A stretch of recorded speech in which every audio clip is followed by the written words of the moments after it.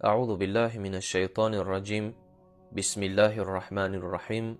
اما بعد، السلام علیکم و رحمت الله و برکاته. برادران و خواهران عزیز، موضوع درباره نشانه های سستی ایمان انسان در چی است و 15 نشانه ای را در اینجا ذکر میکنیم و در آخر درباره اینکه چیکار کنیم که ایمانهای ما مستحکم گردد.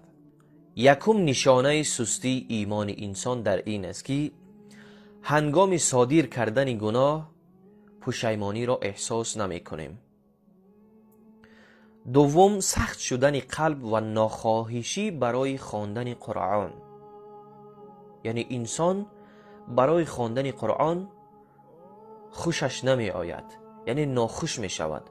هنگام قرآن را می گیرد به خواب می رود، یعنی که خوابش می گیرد. این دوم نشانه سستی ایمان انسان است.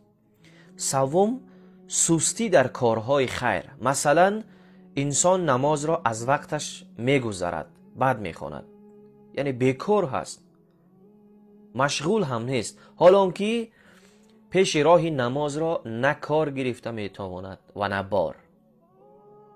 ولی انسان هایی هستند که بیکار نشستگی هستند و وقت نماز ضایع می شود، بعد می خوانند.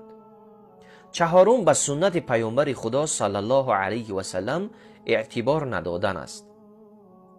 یعنی پیامبر خدا صلی الله علیه و سلم ما را به سنت خود چیکار میکند؟ دعوت میکند، حالا که پیامبر صلی الله علیه و سلم از پیش خود چیزی نمیگوید. چگونه که گفتیم، چهارم، به سنت پیامبر خدا صلی الله علیه و سلم اعتبار ندادن است. پنجم، در کارهای کوچک دنیوی تیز غمگین میشویم و عصبانی میشویم. ششم، هنگام سوره های قرآن را گوش کردن در وجود خود چیزی را احساس نمی کنیم.